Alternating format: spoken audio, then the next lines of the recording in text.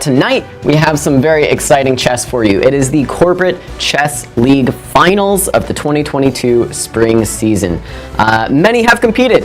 4 teams have made it to the finals this year, and I'm super excited to see them face off. I think it's going to be a very competitive night of chess. I think all of these teams have a fair shot at the finals, and I'm excited to see who can get it done. As you see on your screen, we have 4 finalist teams. We have Enterprise, Edward Jones, Ascension, and Daugherty, and those are in seeding order. In the regular season Grand Prix, Enterprise walked away with the most points, and they get the top seed. Edward Jones, second best. Ascension, in a very, very close race for second place, ends up in third, but very much in there with a shout, and Daugherty gets that last qualification spot. Now we take you up to our tournament hall where, yes, our players are back here in person. I'm super excited to have everybody here in the building with me today. Normally, it's just me all alone and they're all playing from home online, but we've got everybody in person. You see the wonderful Mike Kummer, director of the Corporate Chess League tonight, getting everybody going, explaining the rules, making sure everybody understands. And over there, let's see, I'm not sure which 2 teams that is, actually. You know, reading these people's usernames, not so easy to connect them to their faces all the time. But they're ready to go. They're squaring off over there. We've got 2 boards up on one side of the tournament hall, and I think the other 2 boards are over there to the left. Last second discussions. They're getting ready. They're getting ready, and yeah, you see, I think that's a Budweiser there on board 3. Of course, drinks are served at the Corporate Chess League, so look for the chess to get even better as the night goes on. But it's all in good fun. These guys are here to have fun. They're here to play some chess. I'm excited to talk about their games. And you see we're on the nice DGT sets today, so I can follow along the action live as it happens. It's going to be super exciting. And there is our Corporate Chess League Commissioner, Alex Kerford. All business, shakes hands, clock gets started, and Alex has made his first move. We're well underway. So we've got some pretty exciting matches in the first round here. It's going to be Enterprise up against Daugherty, and I'm going to be following along with their board 1 to start with. So we have Alex Schimmelpfennig, who, to be honest with you, is a little bit of a wild card to me. I don't know who this is. I don't know what username he went by during the Grand Prix, and I can't find him in USCF. But he's up against Daugherty's board 1, Eli Ezrati, who of course is a regular in the Grand Prix series. He was known as Desrat at the time, if you remember that. And he's rated about, it looks like 1,400 or so. So we'll see how we can do against, you know, the man of mystery, Alex Schimmelpfennig. So far, we have a pretty strange opening, to be honest with you. I'm not sure what Alex is doing here. We, of course, have a Scandinavian, so most common by far is to capture this pawn. But instead, it looks like Alex went for this move d3. And to my eyes, black is simply going to be, at least fully equal, if not even slightly better here. You'll sometimes see this type of idea if black is committed to this move c5. Then white might be able to claim some kind of advantage here, right? Some kind of advantage. You put your king on c2, and your pieces can develop really naturally. And this pawn on c5, not really where it wants to be. You know, you can't develop your bishop out anymore, and this pawn is just a little bit uncomfortable. So in a position like this, white would have a better structure. Go like f3, you can solidify your position. But when black still has this pawn on c7, absolutely no advantage here for white, in my opinion. No reason to play like this. So far so good for Eli. And it looks like now we are caught up with the players. And let me make sure I didn't mess anything up there. Here we go. Yep, e5 played. It looks like the board couldn't decide for a second if it was e5 or e6, but e5 makes the most sense to me, and that's what's on the board. Now, I will say I'm not in love with black's choice of developing of the knights to their most natural squares here. So very often, you know, these are the correct squares for the knights, but in this case, white is very clearly aiming to play this move f3, solidifying this pawn on e4, and that is just going to make this knight look rather foolish on the f6 square. Not really accomplishing much on this square. Best case, it's going to come out to f4, but it could get there from the e7 square anyways. So really all it's doing is hampering black from getting that same solid setup with f6. That being said, you know, not a big travesty for black at all. He's castled. White's king still looks a little bit foolish. maybe this king will come back to the f2 square. I'm not so comfortable leaving it hanging here forever. In fact, I'm a little bit curious, why couldn't we just play check and bishop g2 on the last turn? I think that would have won a pawn, but instead, white leaves the king on d1 just with impunity, just absolutely no respect for the discovered check from this bishop. Now white has made a threat to this bishop on a3 though. Oh, and you do see the players up there, so that looks like we were looking at the Enterprise Daugherty matchup before the show started. So you see Eli there with the black pieces, and that is Alex playing white, the man of mystery himself. And we still don't see Alex move his king off of d1. That was just g3 that got played, I think. So now bishop h3 does not win material, but yes, bishop g4 does. Finally, this tactic gets spotted. And this is going to be disaster for Alex. This is just absolutely disaster here. Once the king moves, we take on f3, but not only do we take f3, but we do it with tempo, right? We're hitting the rook on h1, we're hitting the pawn on e4, and Eli's going to be able to pick up a number of pawns in the center here. And that number is 2. I know the number of pawns. So looking good for Eli so far. We'll see what Alex comes up with here, and we'll see how these complications work out, and then maybe we'll check in on board 2. So king e1, that was to be expected. Where else do you put the king? You want to connect your rooks, and it's a long path to connect your rooks if you go to the queen side. So we see him come this way now. Don't try to castle, that's illegal. So instead, rook h to f1 is definitely legal and a better idea. And yeah, that's pawn number 2. That's pawn number 2 for Eli. He just snapped on e4. But now, I suspect Alex has something up his sleeve here. He's probably looking to capture this bishop, and after knight takes, he wants to sneak in with this rook here to f7. When all of a sudden, what was once just a clean advantage is now looking slightly more complex. Slightly more complex. If I were black here, I would have seriously considered this move bishop g2. And this might not look like it makes the most sense at first, you know, just rook f2 hits our piece, but then we have some nice tactical ideas with this move knight to g4. That would be hitting both the rook and the bishop, if you follow along here. And if white wants to take on f7, you're going to lose your bishop with threats. And if you want to take on g2, now I can take back here. And again, you're going to be in massive, massive trouble. So bishop g2, I think definitely was the way to go here. And then if white is a coward, we'll just go to g1, and then you can take. And you don't have to deal with this rook f7 stuff. But very complex tactics for the 10 minutes that these players are allowed. So how did the game continue? We did see knight e4, knight e4, bishop c6, pawn c6. And I can only assume now that, oh, I'm wrong. I would have assumed that white was aiming for the f7 pawn. It turns out it was going for the a7 pawn this whole time. I'm not so comfortable about that pawn though. What about c5? Okay, not c5, but bishop c5 was played. I would have preferred to see this pawn come here when we can think about trapping this guy on a7. But bishop c5 instead, we see another trade, and then this pawn on f7 is likely going to fall as well. And if you're following along at home, doing the math, I think that would bring white back to even material, and it is played on the board. And now that it's even material, black structure is simply much worse. We talk about pawn islands in chess, and there are 3 pawn islands for black, maybe 4, depending on who you ask, and 2 pawn islands for white. What's a pawn island? It's sort of your isolated groups of pawns, right? So these 2 pawns can interact with each other, they can defend each other, but they cannot defend this pawn in e5. Similarly, this pawn in e5 can't help these c pawns, and some people would try to tell you that the c pawns can't help each other, so they're also independent islands, but I think that that's all semantics. Okay, anyways though, even material now, we're back in a very competitive game. Rook d7 is played to defend along the 7th rank. Looks like we have a trade of rooks here. Makes sense to me, knight takes. And now it's all going to be about a couple things here. So whether or not white can activate to target these weaknesses, and whether or not white can make this passed a pawn a utility. So he starts with this move b4, which kind of strikes me as a little bit strange. If you want to push a pawn, push your a pawn. Get your a pawn up the board, make it a presence in the position, make black think about keeping a piece over here to prevent it from advancing even further.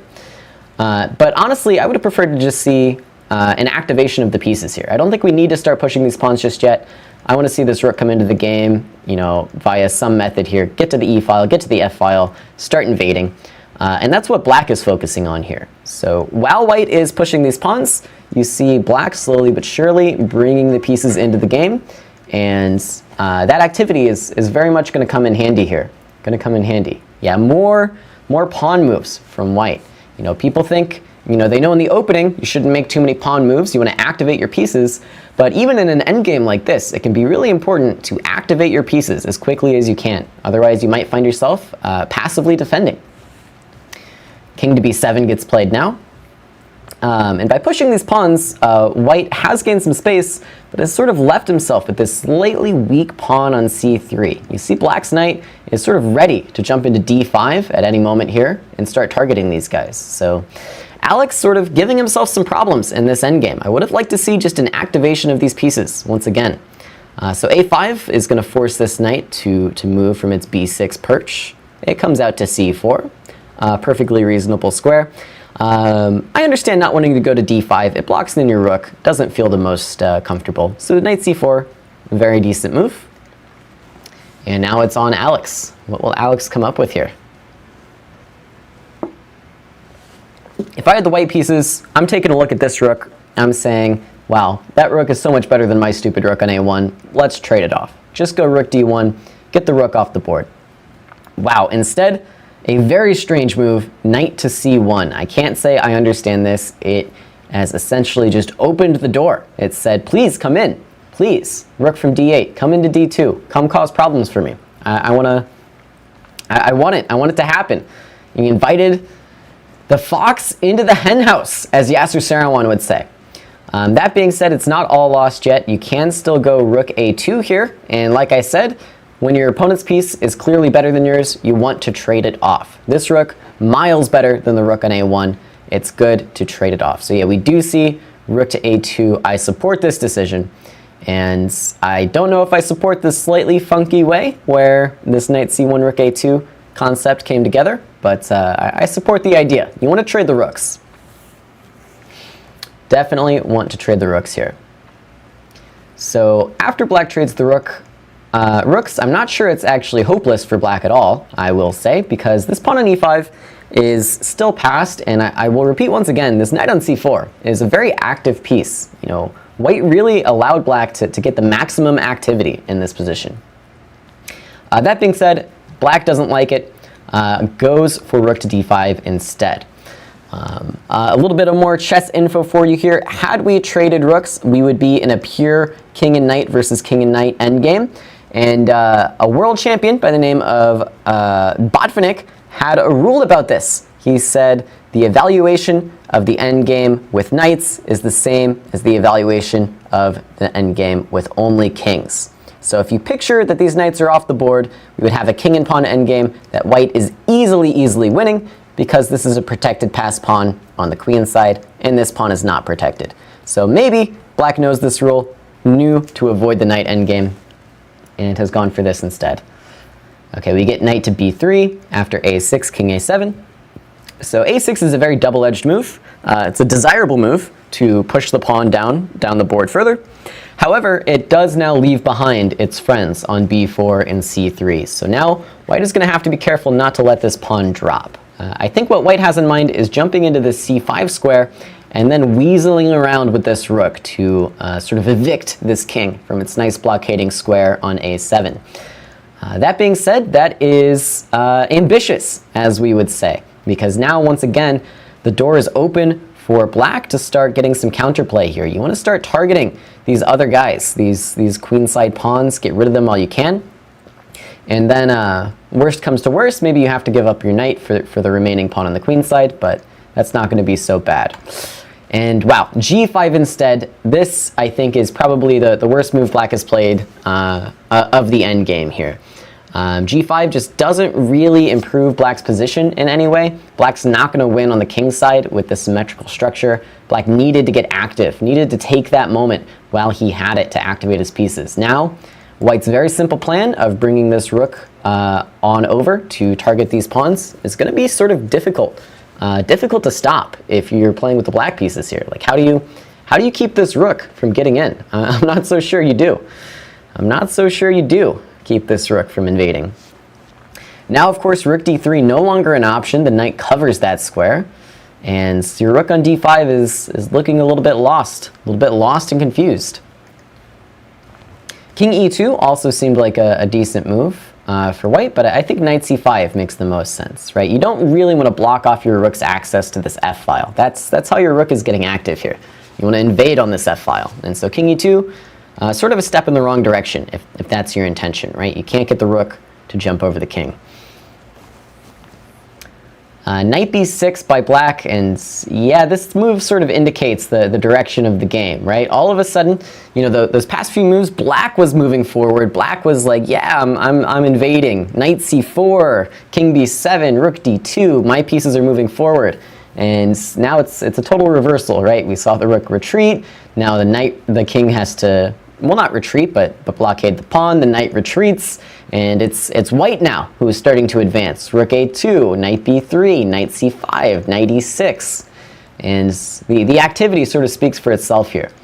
Knight to e6, by the way, is actually a fork that attacks two things at the same time.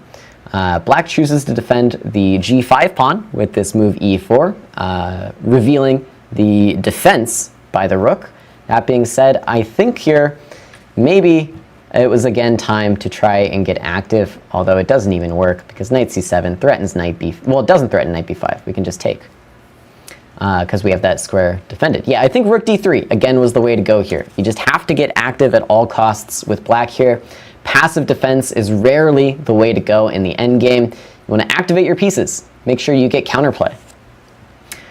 So to that effect, I think again we should be going rook d3 here. We need to activate our pieces. Absolutely, we need to. And I'm not sure what exactly black is afraid of with rook to d3. It looks like a very natural move. I mean, you might lose some fellow pawns along the way, but you want to sort of get after these pawns. You want to get after them. And it looked like we saw a move there. Yes, rook d3, finally. All right, happy to see it. Happy to see it. All right, and now it's on Alex to solve these problems again. And I think we've given this game quite a lot of time here. So we will check back in on Alex, see how his conversion process is going. We'll see if Eli is able to cause some serious problems. And let's flip on over to board one of the other match we have going on here. And this won't take long. That's checkmate in one. Good job, Justin, for Edward Jones. And there you actually do see resignation. And Nick, there, another tournament director for us, is putting the kings on the board, signifying that black has resigned. That's checkmate. How did this happen? Looks like a very simple tactic here. D5 unleashes the bishop, hits the queen, then we're going to come in this way and win the game, as you saw there. And yeah, if you're just joining in the chat, thank you for checking this out. This is the Corporate Chess League. This is where different corporations in the St. Louis area come to compete with the best of the best chess players that they can find in their organizations. And we are in the finals of our series, of our season actually, for the spring season. So you're watching round one right now. We're flipping back and forth. Now we're looking at board 2 of the Edward Jones Ascension match, which is also ending. We're seeing all the checkmates all at once. That's queen to d7 checkmate for Alex Kerford. So far, so good for Edward Jones. I think that actually secures the match victory. It looks like their last second substitution, Nyack Debo, has also won his game on board 4. That's 3 out of the 4 games for Edward Jones, so they are officially match victors. And they do have one game remaining between Maurice Perry and Steve Evans, but we will let them sort that out because we know the match victor over there. Let's check back in on how Enterprise is doing against Daugherty. Okay, this one, white is up 2 pieces. I like Tom Stack's chances for Enterprise. Now let's check in here on board 3. Looks like black is up a rook. I like Ken's chances here. So that's 2 boards that look very good for Enterprise. And lastly, on board 4, looks like Enterprise again is up heavy material. So maybe our last game of intrigue is going to be this one between Eli Ezrati and Alex Schimmelpfennig. So what happened here? What happened? Rook d3, as I suggested. Love to see it by Eli. Rook c2. So now you see, again, the sort of the footing changes here again. Now it's white who's passively defending, black who is getting active. Again, the knight jumps back to c4 where it belongs. King to e2, but that's not going to kick the rook out. And we see all the pieces flying now on this board, actually. All the pieces flying. Okay, knight b5 offers a trade of knights, and Eli is hoping that this ensuing rook endgame is going to be drawn. I have to say, though, I'm not convinced. It looks like takes, check, takes, and now the g-pawn is almost certainly going to fall. If you play rook c4, good idea, but I don't think it's going to be good enough. If you move this guy, I take this guy. If you take this guy, I take this guy. And 2 pawns versus none, and 1 pawn versus none is not going to be a draw. The 2 pawns tend to win those endgames. So I think here, after knight b5, this should be a winning endgame for white. And it looks like the players are following along here, except instead of rook c4, he went rook c2 check, king f3, rook c3 check. And I think that this is not going to put up as much resistance as the other line, unfortunately. All it's really serving to do is activate the king. I would have liked to see king g4, check, and king g5, because again, this endgame is just strictly going to be winning, I think. Instead, we saw king e2. Now the rook comes out to c4. And it's not so easy, not so easy. This king has actually been pretty badly misplaced here, and I think we are now heading towards a draw. If you take this guy, now you see why the king is badly placed. Rook b2 check is going to knock your king off the second rank and leave your h-pawn in the dust, in the wind. The h-pawn will be the dust in the wind. Okay, king d3 instead. If you want to try here, you can play this nasty looking move h3. I sort of doubt it. What's the idea of this move? The idea is if you get checked, you come back to the first. Then he tries to attack you. Now when you capture, you defend your pawn. But I think at this point it's already drawn. You've wasted too much time. You've given up your pawn too quickly. And not to mention ideas like g4 here, which might just secure a draw even more easily. Even more easily. What happened in the game, though? Let's follow along. We saw black pushing the king. And, oh, wow. Okay, so black did not try to go after this h-pawn. But still, this should be a draw. I think you need to go rook b2 and start coming this way. And, oh my goodness. The worst has happened. The worst has happened. The absolute worst has happened. We needed to go rook b2 check, and well, if here we can go check, and then we can escape with our king. That's what we needed to do. Instead, b4 actually just allows checkmate in 1. That's sad. That's a sad end to the game. Sad end to the game here, with the black king having no escape. So very valiant effort on the defensive end here by Eli Ezrati, but could not get it done. He finally got active and then sort of fell at the final hurdles here in this rather complex rook endgame. Rather complex. I'm pretty sure this one is winning. I'm pretty sure this one, I'm sorry. I'm pretty sure this one is winning. And indeed it is.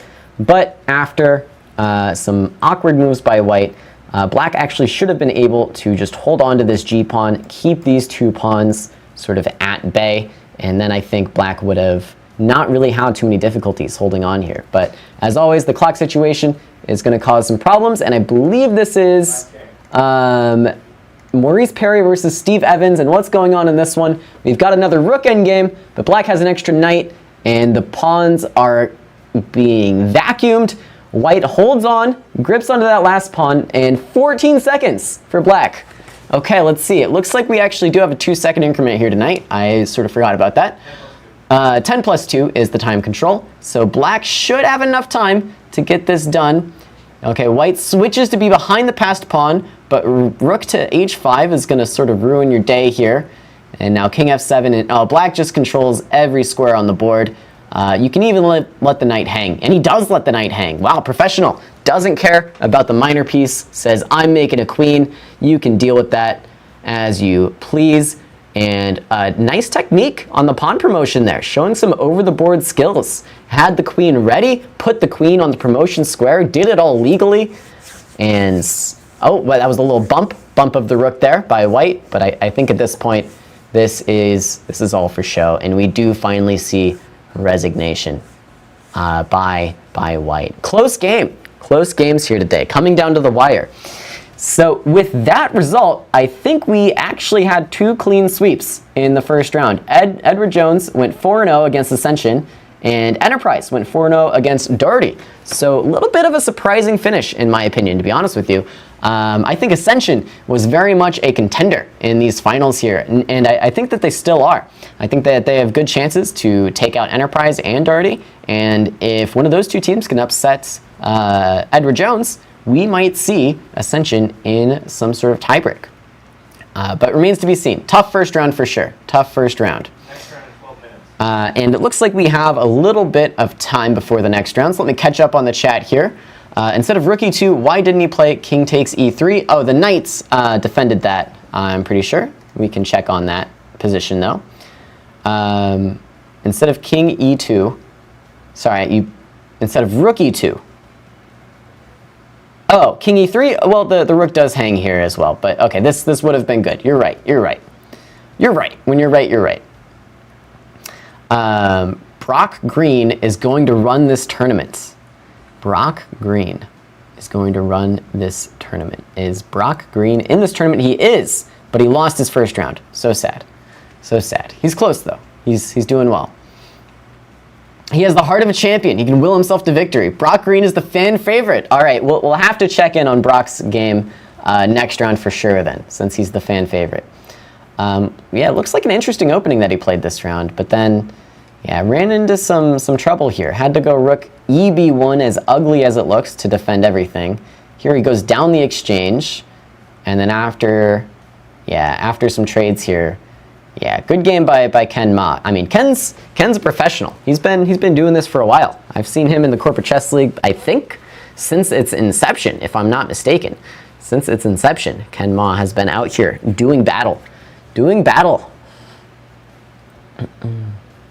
That is substantially better than the rook endgames. I tend to agree. But yeah, to go back to this game that we spent so much time on, I'll show one more time how I think Black could have drawn this game. I think here especially was the moment. If you go rook d3 here, I think it's actually white who starts to get into some serious trouble. Like, the only way you can defend this pawn is with rook c2, and that of course leaves your a6 pawn behind, although there is a tactic, so you have to be careful. But yeah, rook c2 and let's see, I mean, probably just e4. Probably just e4. And like, I'm not so sure. I'm not so sure you're having fun here with the white pieces. I get the feeling you're not. Probably I overstated there, and this is how the game would end if these guys were professionals. Because I don't think Black has a lot to play for. Tough to get to the second rank. If you can't get to the second rank, tough to say you're playing for an advantage. But yeah, very, very complex game here. Very complicated and competitive game. Probably the most competitive game of the first round, I would say. Let's check in. Let's see what Justin managed to do against Steve Gilmore. How did he take out Ascension's board 1? Oh, it was with a little bit of an opening idea here. Little danger in the opening. So I talk about this idea a lot whenever I'm teaching chess. It seems really counterintuitive that everybody in chess history is playing openings like the Queen's Gambit declined. Now, why is that counterintuitive? Well, it blocks your bishop in behind your pawn chain. You see it's stuck here. It looks like a bad bishop. But there are some very good reasons why this happens. And that is because if you develop this bishop early, you very often run into light squared issues on your queen side. Here you see this is a simple double attack, and Black cannot defend both pawns. So after c6, drops this pawn on b7, drops this pawn on c6, drops this pawn on d5, and that's going to be a winning opening advantage. What's the tourney format? Great question. So if you're just joining and you missed the intro to the show here, tonight it is a round robin between our 4 different teams. All that counts here tonight is the match points. If you win the match, you get a point. If you draw your match, you get a half point. And it's just winner take all. If you end the round robin with the most match points, you are our Corporate Chess League champions. If there is a tie after the round robin, we go straight to Armageddon playoffs, right to Armageddon playoffs. So if it's a two-way tie, each team selects one player to represent their entire team. All their hopes and dreams will be riding on one player, and the higher seeded team would get to select their color in the Armageddon. And that's it. That determines the winner.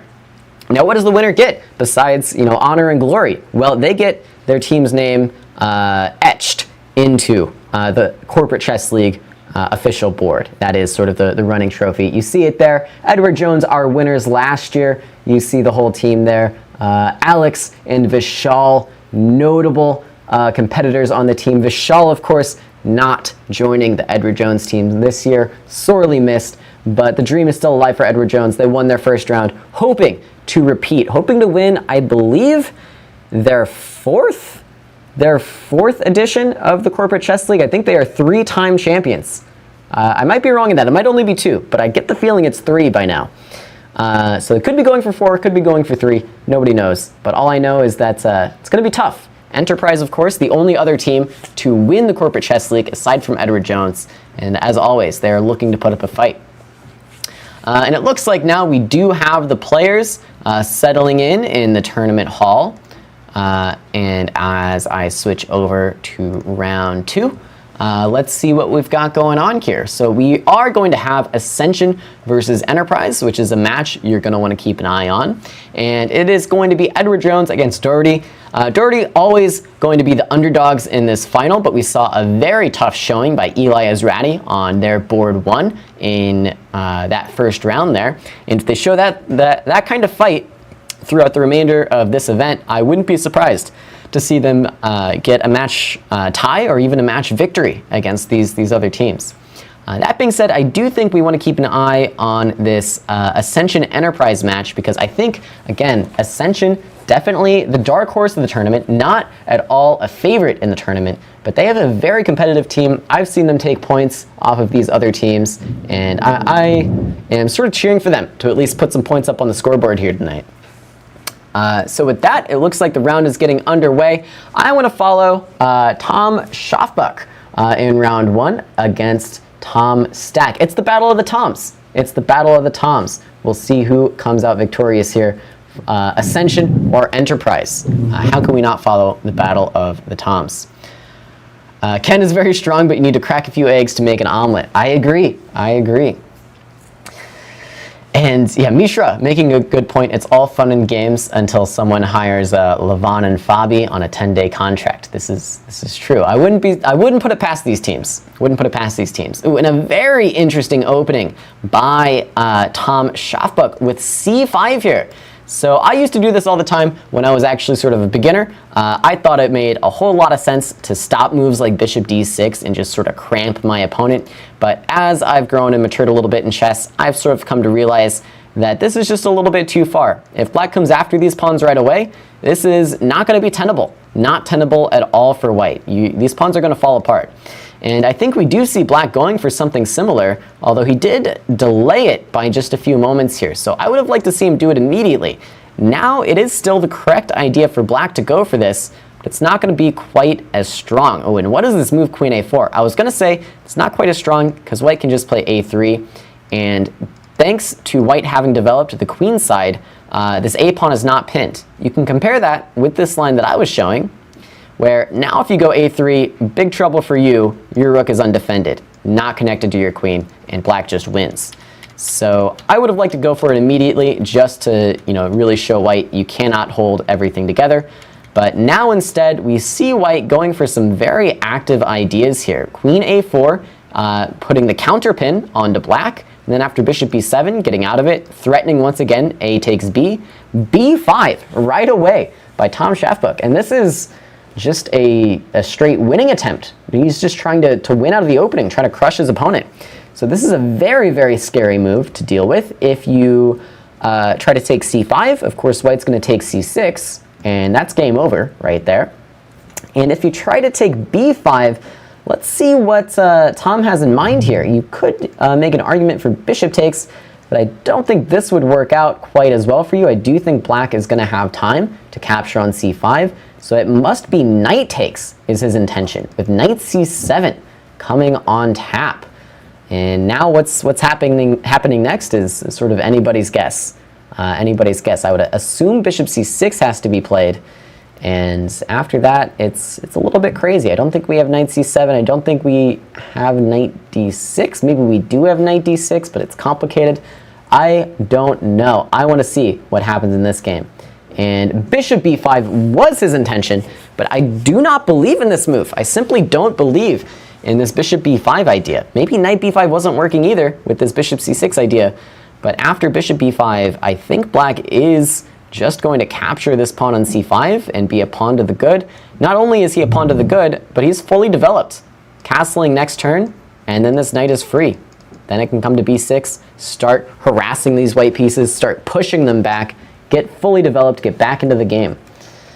And the players are following this line now. We see b takes c and d takes c on the board, and I believe that must be bishop takes c5 on the board as well. Yeah, all the moves played. So far so good in the Battle of the Toms for black. Tom Schafbuck putting up quite a lot of pressure early on, turning up the heat, but so far the other Tom Stack, has been able to respond coolly and calmly. He's developed all his pieces. Now he just needs to castle his king, which has the nice bonus of sidestepping this knight to e5 threat. And after castles, I see no reason why white has any compensation for this extra pawn that black has gained. Okay, so in the Battle of the Toms, we are going to see a good fight, but Tom Stack has taken the lead. We already have a result in this game. Wow, an 8-move game. Mike Eberle from Ascension has already gone down to the classic d4, d5 tactic, losing a piece, and then bam, that's checkmate. Not a great game by Mike. I'm sure he wishes he had that one back. Meanwhile, let's check in on fan favorite Brock Green. Let's see what's going on in this game. We have knight f3, f5. Sort of weird to respond to knight f3 with a Dutch, but if you like the Dutch, then it makes sense, I guess. And we get f5, e5 now as well, and a very, very strange position is already developing. Bishop e7, okay, castles, and f4. Wow, black is just pushing. We see an opening of the f-file here for both players. And white has this slightly soft structure going on with h3, g3. Not super easy to keep track of all these weaknesses. That being said, this bishop on g2 is going to help out. It's going to help defend the king quite a bit. This bishop on e7, I wouldn't call it a great piece for black, but the good news is it's sort of out of the way. It leaves the door open for this queen to come in and join the attack on the king side, and it is going to be targeting some useful squares that white might have liked to have control over. So we see king h2. Now queen g6 would add another attacker to that g3 pawn. I assume Brock is planning to play this move queen to e1 to keep it all under control. The one thing Brock absolutely should not do is play this maybe tempting looking move g4. All you accomplish with this is you kick the knight into the fantastic f4 square. You do not want to see this knight on f4. You do not want to see this. That being said, king h2, and black is in the tank here. Steve, for Edward Jones, taking his time, thinking over this queen g6 idea. I'm sure he's spotted this queen to e1 defense, and he's thinking about what he can do about it. What do you want to do about queen to e1? What's the idea? In the meantime, black also has other moves to consider. You can just play a move like queen or bishop e6, get your rooks sort of more connected. Consider going after the h-pawn a little bit. Lots of things to do here with black. Lots of ideas. And it looked like he was reaching for a piece, but he didn't quite find it. What's white's plan here? Well, for one thing, white has slightly misplaced their pieces, especially this bishop on b2. This piece just does not make sense here. Like if you wanted to have this bishop on b2, you would like sort of try to combine it with some sort of d4 to open up this diagonal. But I think d4 is just always going to be a sort of incorrect idea here. You know, you don't want to leave yourself with this e-pawn. You especially don't want to give black this e5 square for one of his pieces. So I think what white needs to do is defend the king side a little bit, play some awkward moves, queen e1, rook d1. Then I want to bring this bishop just back to c1, to be honest. This bishop belongs here. It needs to guard the f4 square. It needs to guard the g5 square. We can reroute our knight to some tempting looking squares ourselves. And I think that is how white needs to improve the pieces.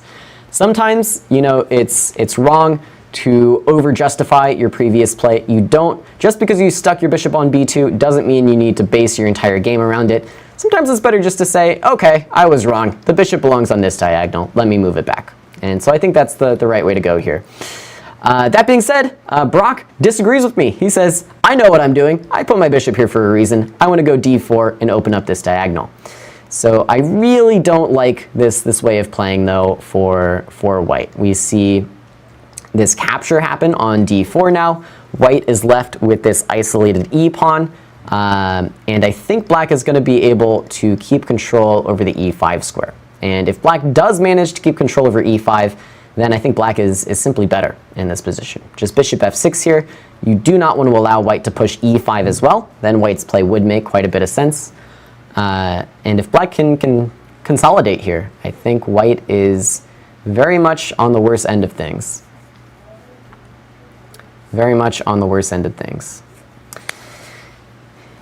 Bishop f6. And you mentioned a nice tactical idea here. You were looking at queen g6 still angling for this g3 pawn. And if queen to e1 you wanted to take, I do think white would have knight takes there. But I do agree that would highlight some of the awkwardness in black's position, or in white's position still. Instead, the natural idea bishop f6 did come through, and we just see this knight retreat back to f6. I guess you can technically play e5 now, and maybe not just technically. Maybe this is just a very good move for white. Maybe it's all coming together for Mr. Green. We see e5, and it's no lead pipe in the conservatory, but it's certainly going to give Steve a headache. How do you like that one? Okay, let's check back in on Tom Schaafboek, see how he's doing in his game. What happened? What happened? Okay, we saw this b5 move. We saw black capture here on c5, go up the pawn, knight b6, just like I mentioned. And now we see black just activating the pieces. So I am not in love with this awkward placement of all sort of 5 of these pieces on the queen side. It feels like there might be a tactic here. And white tries to find it. Goes a3, now bishop g5. And yeah, I think already some tactics are sort of in the air here. Sort of takes, you cannot take with the queen. You would have to take like this. And maybe there's just no good discoveries here with the bishop, but we can sort of, I don't know. It looks weird, right? It looks like black has a lot of pieces hanging. Maybe just bishop e2. If you take my knight, I take your bishop. Looks like white was getting some play here. Instead, bishop h4, bishop e7. And now captures. Okay, I don't really think that makes any sense. And now bishop d3 after the rook is attacked. Yeah, it looks like Tom Schaafboek found a lot of the ideas, but just it all happened in the wrong order for him. It all happened in the wrong order. That being said, bishop a1, knight b6 is our current position. And I guess what Tom Schaafboek is saying is if you save your bishop, I'll take your rook. But I do think there were some clever ideas like rook to c3 here that would have made white's life very, very difficult. If you go queen b5, I go bishop c6, and I don't know, could have been interesting. Instead, we end back sort of where we started, with black being up a clean pawn, but just a pawn. No extra exchange, sort of white gets away with one there with allowing bishop takes a1. White now has an idea, it would seem, playing for mate, but unfortunately, I think black is going to be able to find a nice solid setup. If you put these pawns on g6 and h5, very difficult here for white to break through. Going to be very difficult.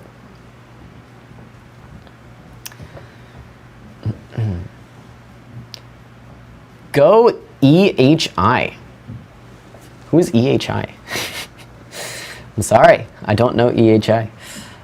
Bishop a6, so this sort of preempts this queen d3 idea. Also takes advantage of the fact that rook c1 is not currently possible, so white doesn't really have a good square to move the rook to. Neither of these squares look particularly impressive. And after this, I would expect, you know, queen c4, rook c8, get the rest of the pieces involved, and it should still be smooth sailing for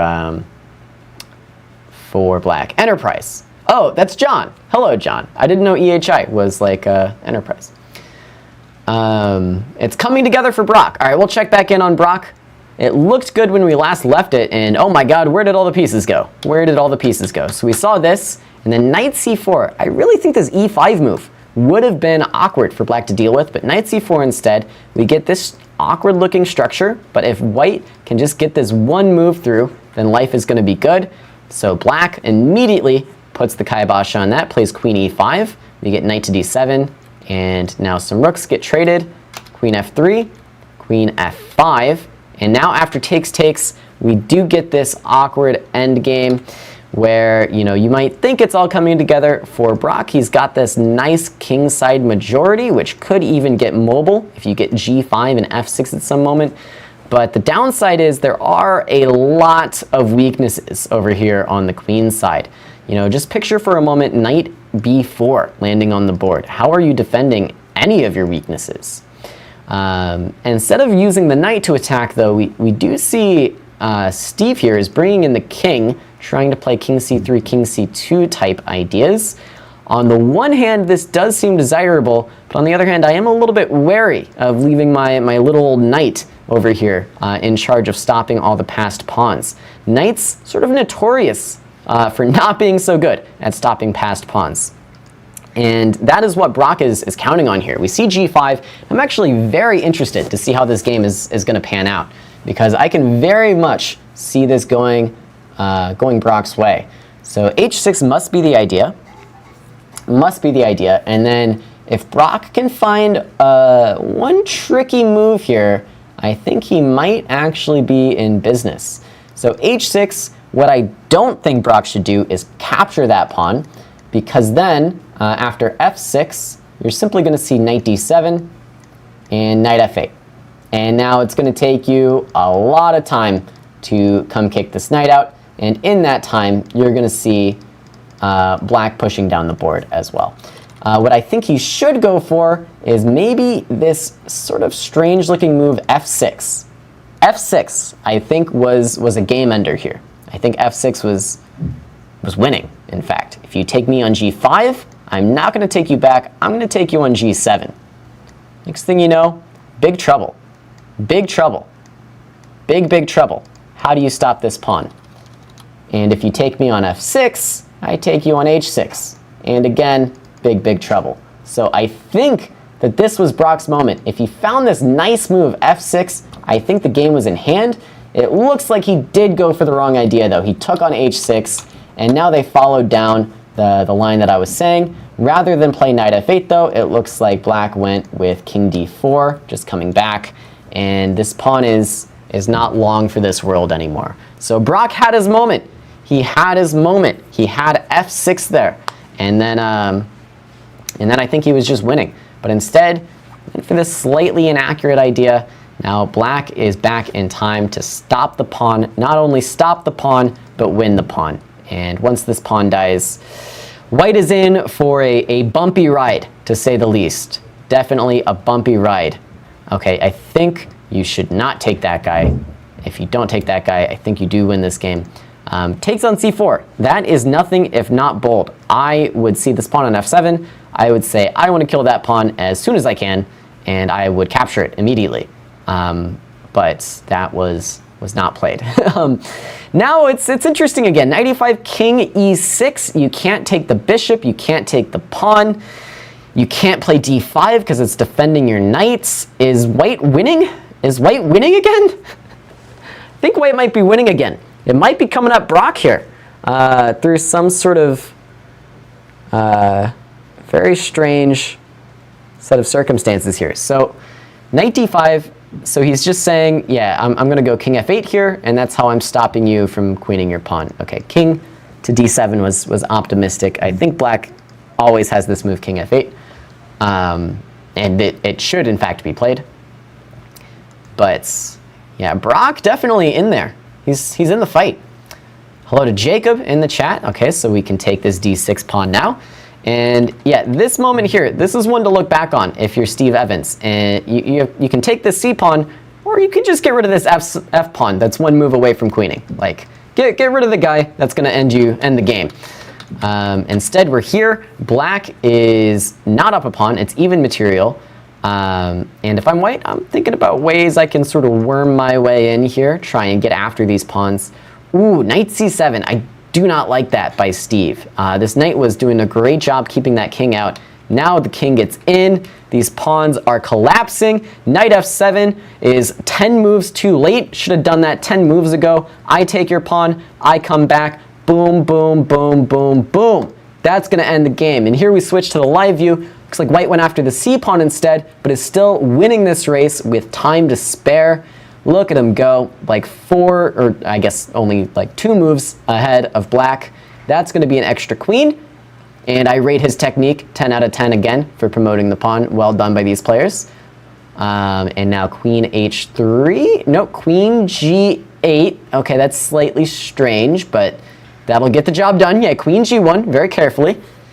And yeah, just queen h2. Just go queen h2. Just make sure the pawn can't move, and then you never lose. And that's resignation by Steve. Huge win by Brock Green for Daugherty. And what is this? Is this going to be the upset of the century? Wait a second. What's happening here? What's happening? Daugherty won on board 4, just won on board 3. We saw Chris Sell beating Alex Kerford on board 2, and that is an upset. That is an upset. Daugherty, nobody thought they would be in this match. Nobody thought they would be winning this final. But that is 3 straight wins for Daugherty against Edward Jones. They knock the leaders down a peg. In the meantime, what's going on with our other leaders? Enterprise, they won on board 4. They lost on board 3. Maurice Perry for Ascension getting it done. So now these games, these remaining games are very relevant. And as we switch back to the Battle of the Toms, bam, rook c3, not a moment too soon. And that is going to be an extra queen now for Tom's stack. All he has to do is get rid of this pawn. Not going to be a problem for him. This pawn is going nowhere. Impossible to defend it. And that's an extra queen. So then it comes down to board 1. What's going on here? Oh, and it looks like Steve Gilmore for Ascension is easily winning as long as he doesn't make a queen. Okay, good job. This is stalemate. So don't do that. Instead, knight d3, much better idea. And now we can queen safely with check. And that is the end of the game. That is the end of the game. Steve Gilmore gets it done. Gets it done. So with that, provided black wins this game, provided Tom Stack wins this game for Enterprise, I believe that makes Enterprise our sole leaders with 1.5 out of 2. They would tie this match with Ascension if Tom Stack can get the job done here. And that, after king g4, is the loss of black's last major piece. So I can only assume Tom Stack is going to be able to win. Can only assume. Yeah, everybody in the chat is a Brock fan. Brock, the fan favorite, for sure. Okay. Not much left to see in this game. And it is our last game. So I will say Justin Beckstead, board 1 for Edward Jones, did win his game, but it was all for naught because the lower 3 boards for Edward Jones all lost, losing to Daugherty. Tough second round for them. So with these standings now, again, assuming Tom Stack can win this game, assuming Tom can get the job done here against Tom, we're going to have one interesting final round. Of course, in the final round, our leader, Enterprise, is taking on Edward Jones. And in the meantime, Daugherty is taking on Ascension. So, okay, king f6, that was not mate in 1, but not still mate as well. Queen g5, end the game. Let's do it. There it is. It's on the board. He hits his clock. Both players still looking at the board. It is checkmate, though. It is checkmate, and now they're still looking. Okay, now they're talking about the game. All right, the game's over. Checkmate has been declared, and that ends our second round. So, what a round that was. I did not expect Daugherty to come back with the huge upset against Edward Jones. Edward Jones not the #1 seed, but I think they might have shown up with the strongest team here tonight. Of course, Enterprise and Edward Jones both missing some key parts of their team tonight. Not everybody could make it out. But I think Edward Jones, by rating at least, has the strongest team being fielded here tonight. And bam, just Daugherty, just getting it done. Just getting it done, upsetting Edward Jones, and giving us quite a lot to talk about in the final round here. So again, 1 round to go, 3rd round, and we are going to see Enterprise versus Edward Jones. Enterprise leading the field with 1.5.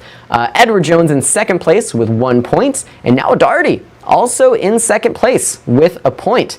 So we very much could see playoffs. If Daugherty wins in the final round, they will have 2 points, and they are they would make the playoffs provided Enterprise does not win their match. So again, if Daugherty wins against Ascension, they're in the playoffs unless Enterprise wins their match. If Enterprise wins this last round, nobody can stop them. They're in charge of their own destiny here. Of course, being up a half point going into the last round will do that for you.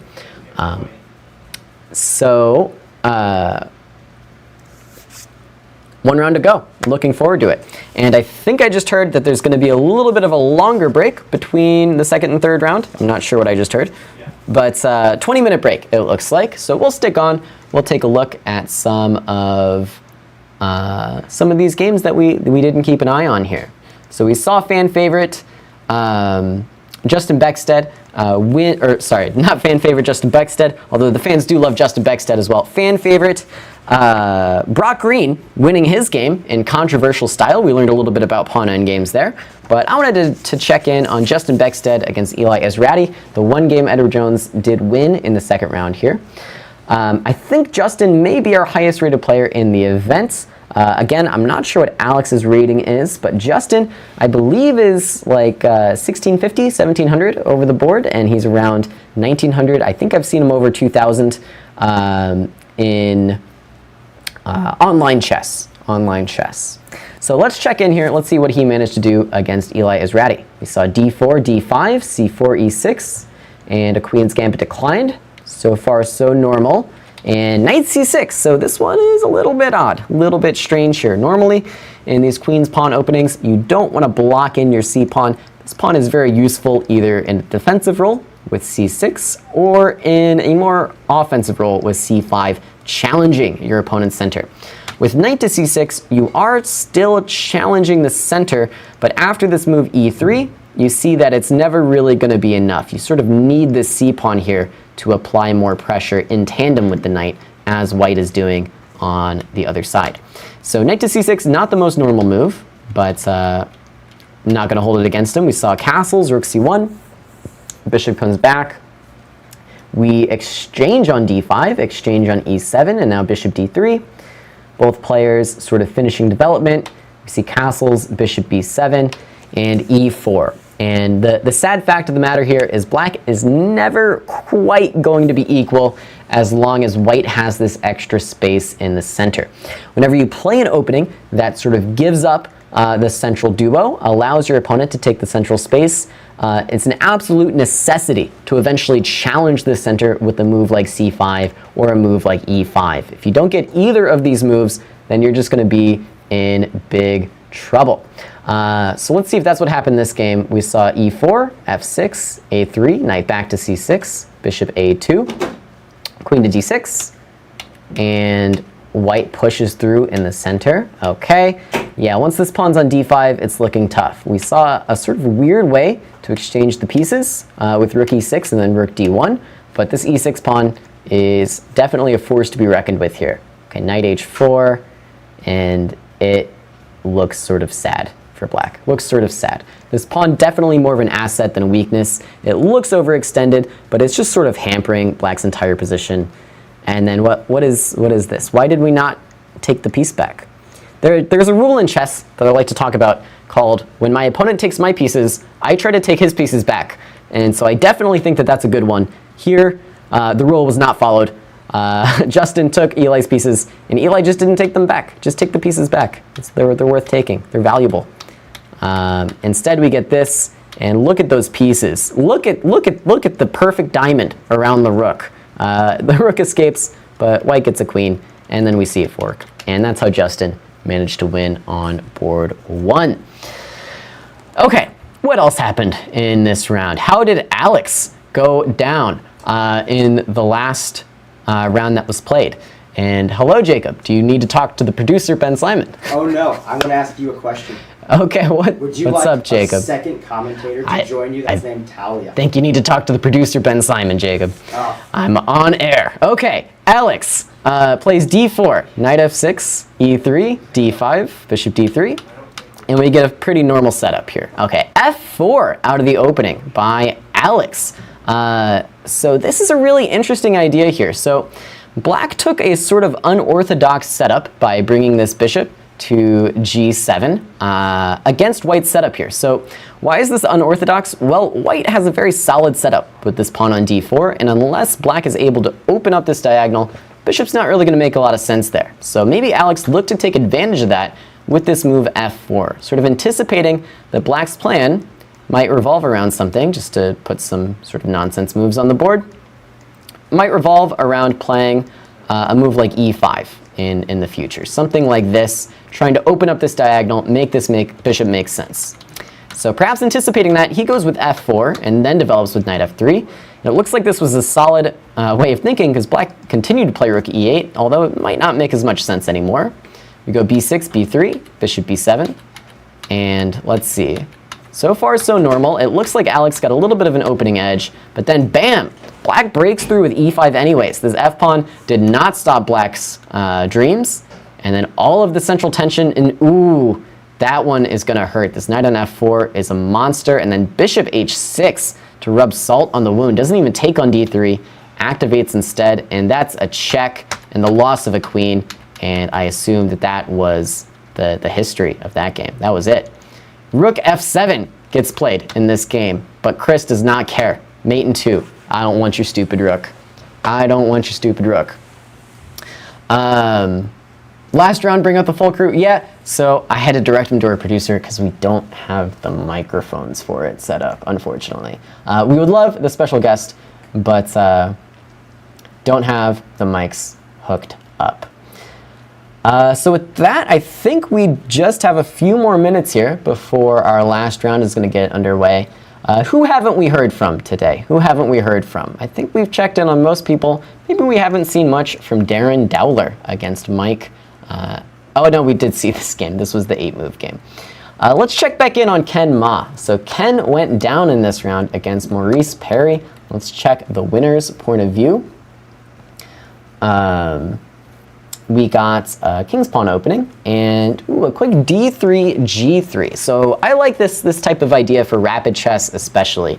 It's sort of offbeat, and if your opponent doesn't respond quickly in the center, then things can sort of get out of hand. You get castled, you get f4 ideas going, but Black responded correctly with an early d5, and this is a great idea to just keep in mind. If you ever play an e4, e5 opening and you find yourself in against an opponent who's doing something that seems sort of irrelevant to the center, like a move like g3, just slow and not controlling the center, very, very often it's going to be in your best interest to break through with d5. And once you do this, it's hard to be any worse, right? Any slow plans are just not going to work. And so opening up the position with d5 is normally good. That being said, I've been told that it looks like the games are about to begin. So let's check back in. Yeah, we see all the players at their boards. And Mike Kummer patrolling again, making sure we're ready to go.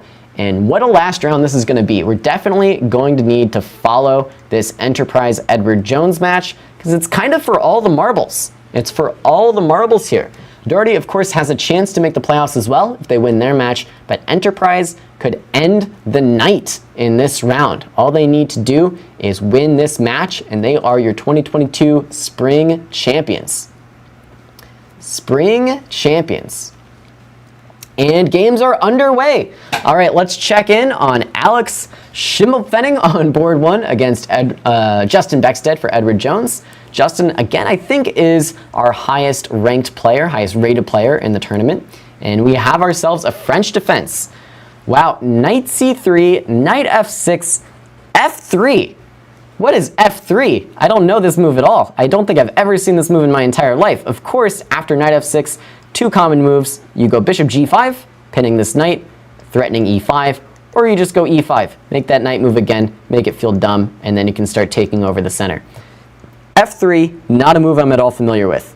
Black quickly played c5, which I think is the most sensible way to continue here.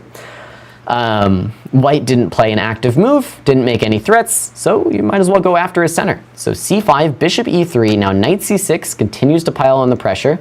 Don't even think about snatching this pawn. d4 is going to be a cold shower, winning a piece. So we got bishop b5 instead, and now it's up to Justin what he wants to do. What to do? Justin, he goes queen b6. Okay, keeping the pressure up. Now, I guess you can think about snatching this pawn, and I still don't think it's a good idea, though. So probably just the simpler knight g to e2 might be what White has in mind. That being said, this cannot be good for White. This just simply cannot be good. This move f3 is not really a normal plan here at all. Just not really a normal plan. Hello, Jose Ramirez, thank you for joining. This, of course, is the Corporate Chess League Finals, and it's the last round of the finals, too. This is where all the action's happening. Okay, knight g e2. So what's going on here for Black? What happens if we take all the guys? I take you take me, I guess, with the bishop, and then I feel dumb because my knight is pinned and I can't capture. So what if I try harder? What if I go a6 and I say, look at your dumb bishop, move your dumb bishop, unpin me, I want to take your guys, get out of my face. I guess White might be intending to back up with bishop a4 because I really don't think it's in your best interest to take on c6 here. These structures tend to be good for Black. This is a fork, but not really. I can get out of it with check and take your bishop or take your knight, depending on what you do. So bishop c6 can't be the idea, so I really like this move a6, sort of forcing White's hand.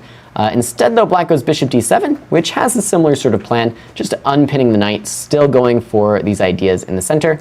But a6 just seemed a little bit more forcing to me, a little bit more forcing.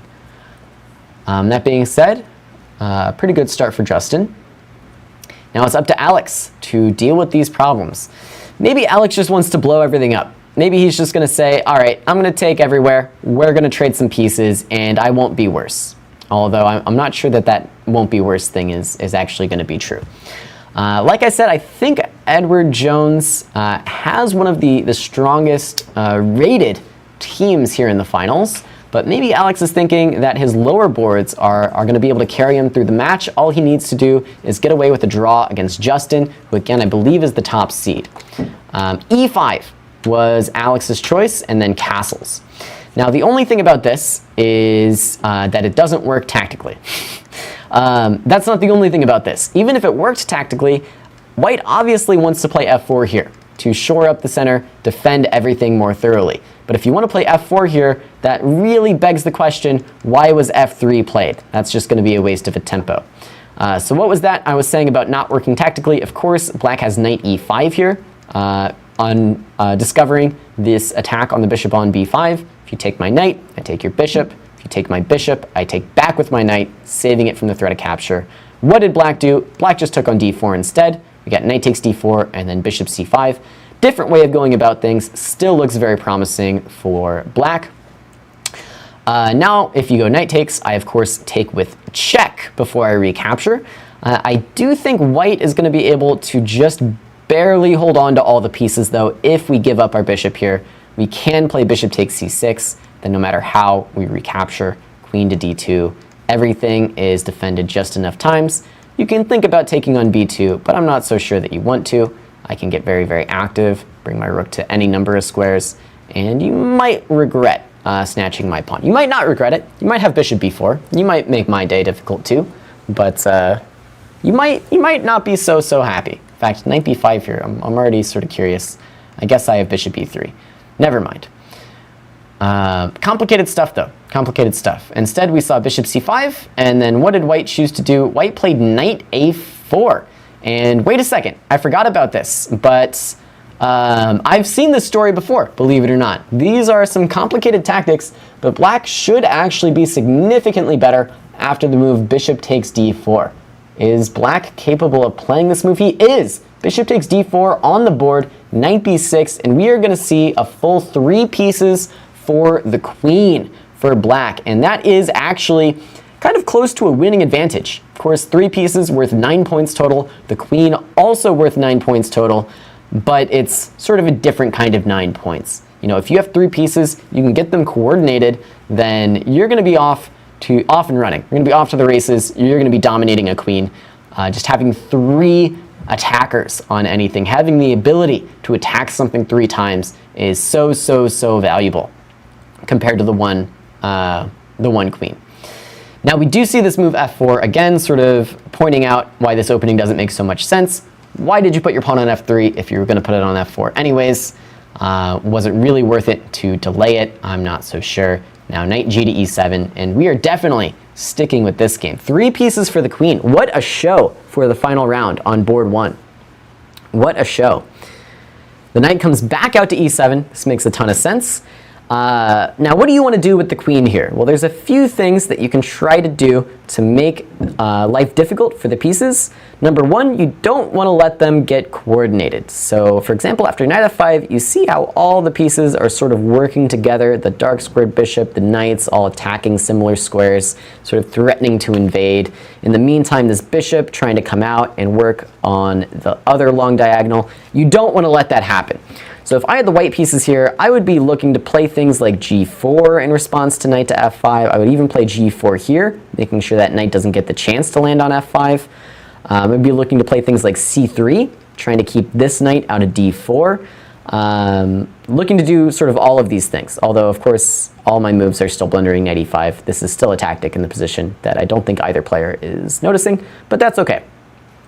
What I wouldn't do is this move c4, because what does c4 do? It's actually going to be opening up more squares for these pieces. Like, let's say takes, maybe knight a5. Where does my bishop go? Next thing you know, okay, bishop c6 would be bad, but knight to d5.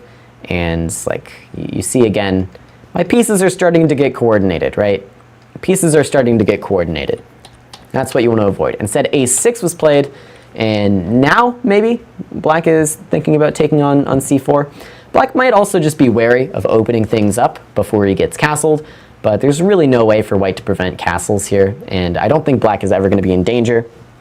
Having 3 pieces for the queen gives you a lot of attackers, but it also gives you a lot of defenders. So life is really just nice here for black. D takes c4 is played. I think it's best. And yeah, the more I look at it, the more I think that black is just close to winning here. Let me see what an engine says. I'm just curious. Yeah, -4. Pretty good. Pretty good for black. So let's check in on board 2 then for this matchup. We have Tom Stack for Enterprise and Alex Kerford for Edward Jones. And Alex, going for some redemption here. Looks like he won some material. Looks like he found a nice knight takes f3 tactic with bishop takes c3 to follow. That forks the rooks. Bam, picking up an exchange, picking up the e4 pawn, doubling on the e-file, rook e2 next, checkmate threats incoming, and that looks good for Alex. So no matter what happens on board 1, looks like board 2 is going well for Edward Jones. We saw this move queen f6 now, and that is sort of another fork. White, I guess, needs to play rook f1, otherwise it's big trouble.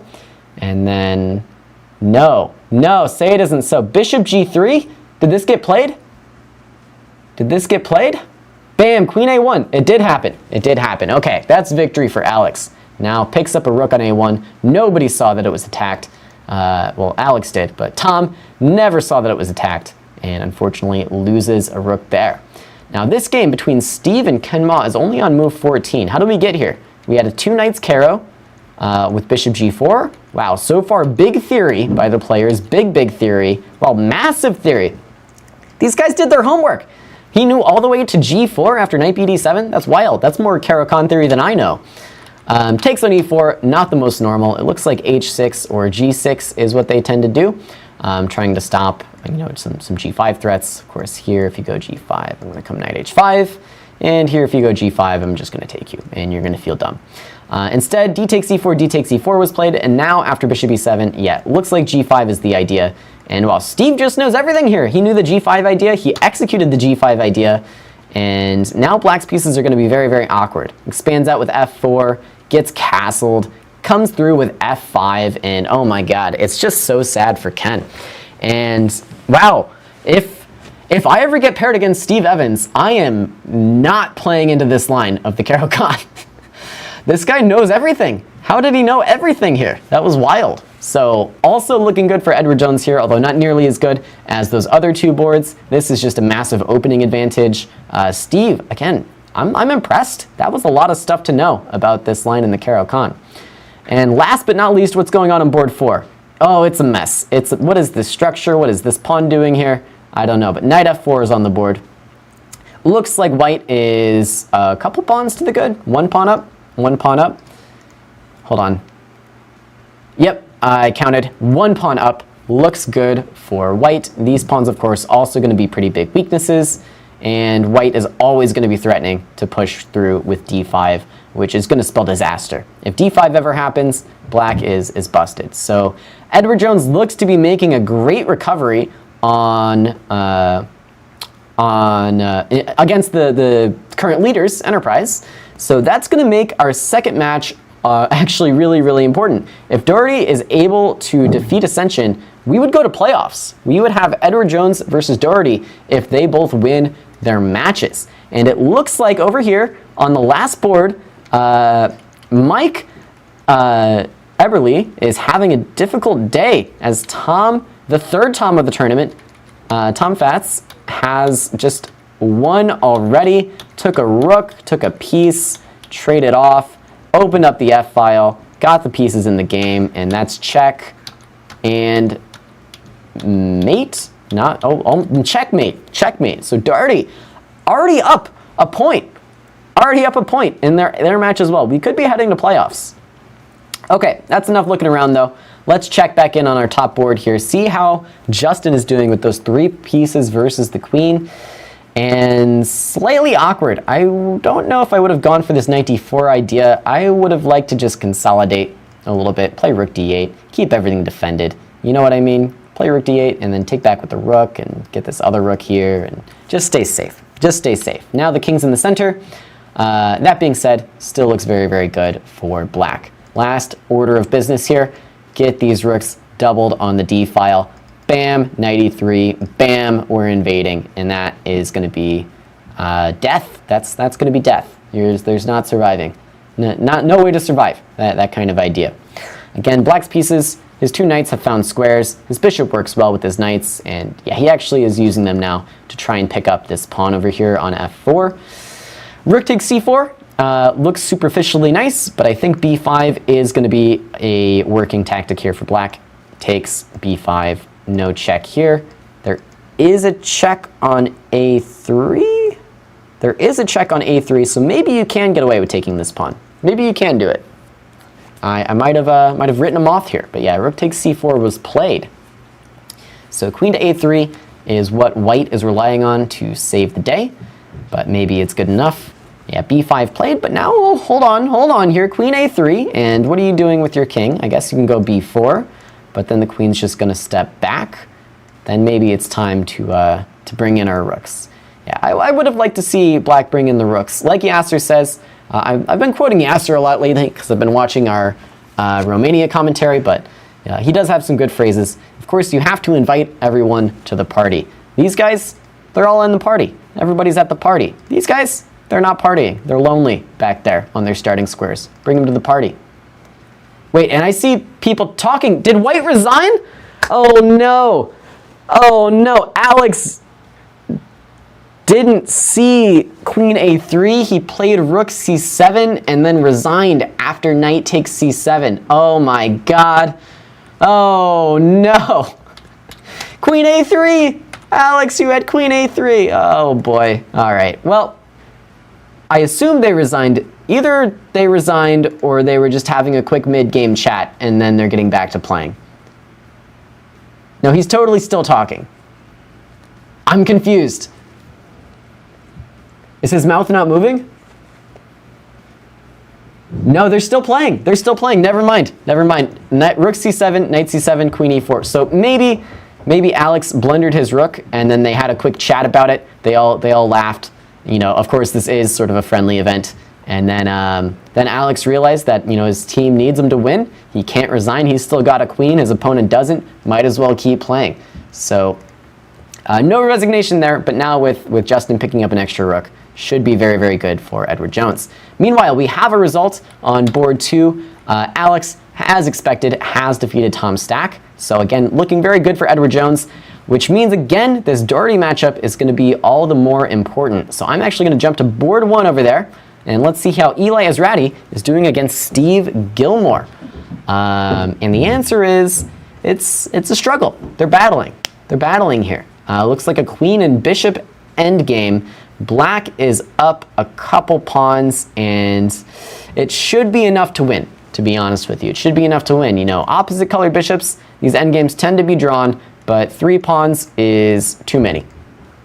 3 pawns is too many. And instead we saw b takes c3 first. This is the same endgame though. Not a lot different here. And we actually are following the players. We got king c2, bishop f6. And it looks like somehow this has all happened. And wow, they're moving at lightning pace. Okay, we're up to king e3. And let me do a quick little jump back and forth so we can follow along live. c5, and it looks like black knows what he's doing here. Yeah, so white attempting to blockade on these light squares, but the pawns, I think, are just going to be too far away for that to work. But black does need to show some creativity here to get it done. By the way, we have another result. Board 3, Maurice Perry has won for Ascension, so this match is tied 1-1. Again, Daugherty would need to win this match in order to make the playoffs. We saw king f5, so Eli absolutely needs to hold here. And on board 2, Chris Sell has defeated Tom Schaffberg by checkmate. Rook d8 is mate after knight f3. This looks like a absolutely insane game. But that means if Eli Ezrati can hold this game, he brings his team into the playoffs. He brings his team to the playoffs with a draw here. A draw or a loss not going to be enough. That would allow his team to draw the match, but drawing the match does not get them to the playoffs. Ooh, and I don't like this last move by Eli. King g4, not the way. Not going to be the way. If there's one story here tonight, it's the endgame. These games have been decided sort of an absurd amount in the endgame. Okay, bishop e4 was played. And that's going to allow b5. Is b5 going to get played? Oh, and they're chatting. Never a good sign. Uh-oh. Yep, it looks like the pawns are rolling. The pawns are rolling. Yeah, that's it. That's going to be it. King d2, b3. Nothing doing for white. Again, 3 pawns is just too many pawns. Still hopes for stalemate. Still some stalemate ideas. Let's see here. How do I stalemate myself? It's actually not so easy. Not so easy to stalemate myself. Takes here, and even queens is there's a square. Yep. Yep. No good. The dream is over. The dream is dead. It was quite an effort by Daugherty. Again, they were by far the underdogs in this match, in all of their matches. But they nearly made the playoffs. They nearly tied Edward Jones for the lead, or I guess still Enterprise could come back and win their match. But this would have been quite the story to see Daugherty in playoffs for everything. Again, if they had won this game, it would have all come down to one single Armageddon game when anything can happen. And looking at the board here, checkmate has not been played yet, so anything could happen. But there it is, and the game's over. So Ascension just barely manages to tie Daugherty in this match and end their hopes of winning the spring season. Meanwhile, we have another result. Steve Evans was the next to end his game with what I can only assume is a win on the clock. I wouldn't imagine Ken resigned here. I mean, it is winning for white, but I wouldn't imagine Ken just resigning. Maybe he saw queen e8 though and said, enough is enough. I'm not going to win this game. And with that, Justin Beckstead has also just won. What happened to the queen? Where did the queen go? Where did the queen go? Check and knight g3. Look at this nastiness.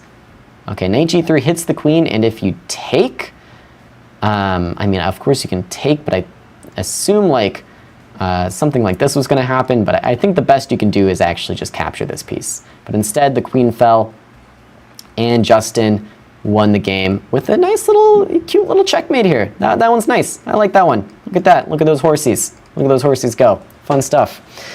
And with that, I think it's official. Yep. I think Enterprise ends on 1.5 points, Daugherty ends on 1.5 points, and Edward Jones has won their match. And with that last handshake, that's it. Edward Jones is your Corporate Chess League Spring Season champions. They've done it all. They four-peat, well, not quite a four-peat because Enterprise won in the middle, but I think they are now our 4-time Corporate Chess League champions.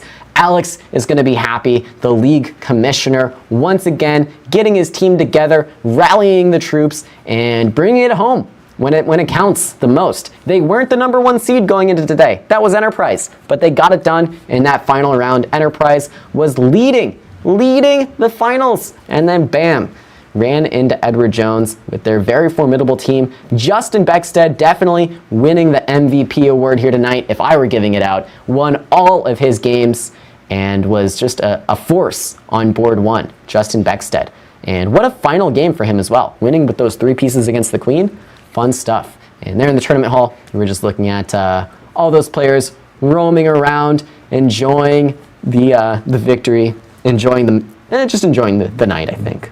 So, tons of fun stuff. I think that is just about all I have for you guys. Huge congratulations to Edward Jones. Huge congratulations to everybody who came out here tonight. Super fun to have all of these players back at the chess club. I know I enjoy covering these games. They're always interesting, always exciting. If this looks like fun to you, and you are a member of a corporation in the St. Louis area, please reach out to us. We would love to have you join the league. We would love to have you guys come out to more events like this. I want to see this league grow. I want to see it flourish. I want to see more chess in St. Louis, and hopefully you guys do as well. So with that in mind, my name is Caleb Denby. I want to thank you all very much for watching the season finale, the finals for the Corporate Chess League spring season. Once again, congratulations to Edward Jones and all the players here tonight, and I will see you guys in the fall.